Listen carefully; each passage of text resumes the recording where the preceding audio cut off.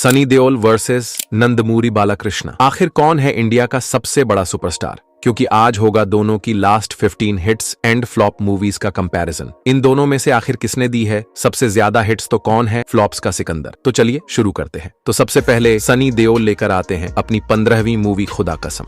एक action thriller film से मारते हैं बॉक्स ऑफिस पर एंट्री जो गिरती है औंधे मुंह, क्योंकि 15 करोड़ के बजट में बनकर मूवी कमाती है 11 करोड़ और बन जाती एक फ्लॉप मूवी। तो वहीं दूसरी तरफ नंदमूरी बालाकृष्ण भी लेकर आते हैं अपनी 15वीं मूवी ऊकोडाथरा उलिक्की पड़ाथरा, एक एक्शन ड्रामा फिल्म जो टिक नहीं पाती है बॉक्स ऑफिस पर, क्योंकि 15 करोड़ के बजट में बनकर मूवी कमाती है सिर्फ 20 करोड़ और बन जाती है एक फ्लॉप मूवी। तो यहाँ दोनों ले जाता है बराबर पॉइंट, क्योंकि दोनों ने दी है फ्लॉप मूवीज। और फिर सनी देओल लाते हैं अपनी 14वीं मूवी यमला पगला दीवाना, एक कॉमेडी ड्रामा फिल्म जिसमें बाप बेटे मिलकर मचा डालते हैं धूम, क्योंकि मात्र 15 करोड़ के बजट में बनकर मूवी कमा डालती है 90 करोड़ और बन जाती है एक ब्लॉकबस्टर मूवी। तो वहीं बालाकृष्ण भी लाते हैं अपनी 14वीं मूवी श्रीमन्नारायणा, एक एक्शन ड्रामा फिल्म जिसका भी हो जाता है बॉक्स ऑफिस पर पोपट, क्योंकि 30 करोड़ के बजट में बनकर मूवी कमाती 35 करोड़ और बन जाती है एक फ्लॉप मूवी। तो यहाँ पॉइंट ले जाते हैं सनी देओल, क्योंकि उन्होंने दी है एक ब्लॉकबस्टर मूवी। और फिर मन ही मन खुश होकर सनी देओल लेकर आते हैं अपनी 13वीं मूवी यमला पगला दीवाना 2। एक बार फिर से लाते हैं कॉमेडी ड्रामा फिल्म जो ऑडियंस को आती है थोड़ी कम पसंद, क्योंकि 30 करोड़ के बजट में बनकर कमाती है 48 करोड़ और रह जाती है एक एवरेज मूवी। तो वहीं बालाकृष्ण भी लेकर आते हैं अपनी 13वीं मूवी लीजेंड, एक एक्शन थ्रिलर फिल्म जिसमें करते हैं ऐसा कमाल की लूट ले जाते हैं बॉक्स ऑफिस को, क्योंकि 35 करोड़ के बजट में बनकर मूवी कमाती है 70 करोड़ और बन जाती है एक सुपरहिट मूवी। तो यहाँ पॉइंट मिलता है नंदमूरी बालाकृष्ण को, क्योंकि उन्होंने दी है एक सुपरहिट मूवी की। तभी फिर सनी देओल की आती है 12वीं मूवी सिंह साहब the great. Director Anil Sharma के साथ मिलकर करने की सोचते हैं कमाल, लेकिन 25 करोड़ के बजट में बनकर मूवी कमाती है 40 करोड़ और बन जाती है एक हिट मूवी। तो वहीं बालाकृष्ण की भी आती है 12वीं मूवी लायन, एक एक्शन ड्रामा फिल्म जो पकड़ नहीं पाती बॉक्स ऑफिस को, क्योंकि 30 करोड़ के बजट में बनकर मूवी कमाती है 28 करोड़ और बन जाती है एक फ्लॉप मूवी। तो यहाँ एक पॉइंट ले जाते हैं सनी देओल, क्योंकि उन्होंने दी है एक हिट मूवी। और फिर सनी देओल लेकर आते हैं अपनी 11वीं मूवी ढिशकियाओं, एक एक्शन क्राइम थ्रिलर फिल्म जिसका होता है बॉक्स ऑफिस पर बुरा हाल, क्योंकि 15 करोड़ के बजट में बनकर मूवी कमाती है 7 करोड़ और बन जाती है एक बड़ी डिसास्टर मूवी। तो वहीं बालाकृष्ण भी लेकर आते हैं अपनी 11वीं मूवी डिक्टेटर, एक एक्शन थ्रिलर फिल्म लाकर सोचते हैं कि इस बार तोड़ूंगा बॉक्स ऑफिस के रिकॉर्ड, लेकिन मूवी का हो जाता है पोपट, क्योंकि 30 करोड़ के बजट में बनकर कमाती है 35 करोड़ और बन जाती है एक फ्लॉप मूवी। तो यहाँ पॉइंट मिलता नंदमूरी बालाकृष्ण को, क्योंकि उन्होंने खाया है कम लॉस। और फिर गुस्से ही गुस्से सनी देओल लाते हैं अपनी 10वीं movie I love new year, एक रोमांटिक मेलोड्रामा फिल्म जिसमें कंगना रनौत के साथ मिलकर भी पकड़ नहीं पाते हैं बॉक्स ऑफिस को, क्योंकि मात्र 8 करोड़ के बजट में बनकर भी मूवी कमाती है 4 करोड़ और बन जाती है एक डिसास्टर मूवी। तो वहीं दूसरी तरफ बालाकृष्ण भी लाते हैं अपनी 10वीं मूवी गौतमी पुत्र सातकर्णी, एक एक्शन ड्रामा फिल्म जिसमें मचा डालते हैं धूम, क्योंकि 60 करोड़ के बजट में बनकर मूवी कमाती है 80 करोड़ और बन जाती है एक हिट मूवी। तो यहाँ एक पॉइंट ले जाते हैं बालाकृष्ण, क्योंकि सनी देओल ने तो दे डाली है एक डिसास्टर मूवी की। तभी फिर सनी देओल की आती है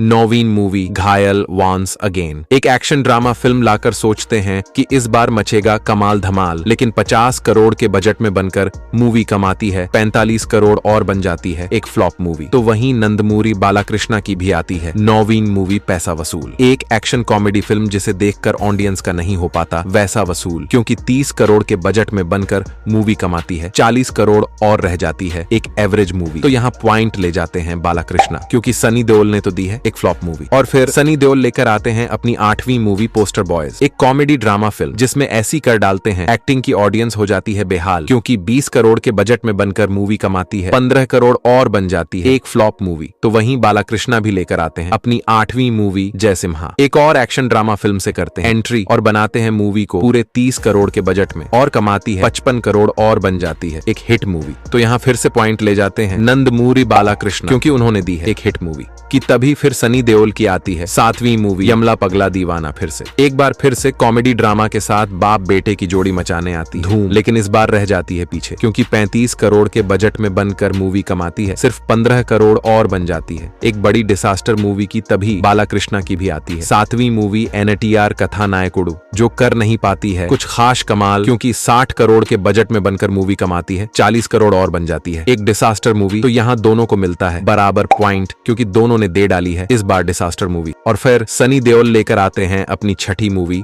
मोहल्ला 80, एक कॉमेडी ड्रामा फिल्म जो गिरती है बॉक्स ऑफिस पर औंधे मुंह क्योंकि 10 करोड़ के बजट में बनकर कमाती है सिर्फ 2 करोड़ और बन जाती है। एक और बड़ी डिसास्टर मूवी, तो वहीं दूसरी तरफ नंदमूरी बालाकृष्णा भी लेकर आते हैं अपनी छठी मूवी NTR महानायकुडू, जो कि पकड़ नहीं पाती है बॉक्स ऑफिस को क्योंकि 70 करोड़ के बजट में बनती है मूवी और कमाती है सिर्फ 30 करोड़ और बन जाती है। एक बड़ी डिसास्टर मूवी, तो यहाँ दोनों को मिलता है बराबर पॉइंट क्योंकि दोनों ने दी है डिसास्टर मूवीज। लेकिन तभी सनी देओल लाते हैं अपनी 5वीं भैया जी सुपरहिट, एक एक्शन कॉमेडी फिल्म लाकर सोचते हैं कि इस बार तोड़ूंगा बॉक्स ऑफिस के रिकॉर्ड, लेकिन मूवी का हो जाता है सत्यानाश क्योंकि 40 करोड़ के बजट में बनकर कमाती है मात्र 8 करोड़ और बन जाती है। सबसे बड़ी डिसास्टर मूवी, तो वहीं बालाकृष्णा भी लाते हैं अपनी 5वीं मूवी रूलर, एक एक्शन ड्रामा फिल्म जिसे बनाते हैं पूरे 50 करोड़ में और मूवी कमाती है 40 करोड़ और बन जाती है। एक फ्लॉप मूवी, तो यहाँ एक पॉइंट मिलता है बालाकृष्णा क्योंकि उन्होंने खाया है कम लॉस। और फिर सनी देओल लेकर आते हैं अपनी चौथी मूवी ब्लैंक, और जैसा नाम ठीक वैसा ही काम क्योंकि 30 करोड़ के बजट में बनाते हैं इस एक्शन थ्रिलर मूवी को और कमाती है 10 करोड़ और बन जाती है सनी देओल के करियर की एक और बड़ी डिसास्टर मूवी। तो वहीं नंदमूरी बालाकृष्णा भी लेकर आते हैं अपनी चौथी मूवी अखंडा, एक एक्शन फैंटेसी फिल्म जिसमें ऐसा करते हैं तांडव की उड़ा देते हैं बॉक्स ऑफिस के फ्यूज क्योंकि 50 करोड़ के बजट में बनकर मूवी कमाती है 125 करोड़ और बन जाती है एक ब्लॉकबस्टर मूवी। तो यहाँ एक पॉइंट ले जाते हैं बालाकृष्ण क्योंकि सनी देओल ने तो दे डाली है एक बड़ी डिसास्टर मूवी। और तभी फिर सनी देओल लाते हैं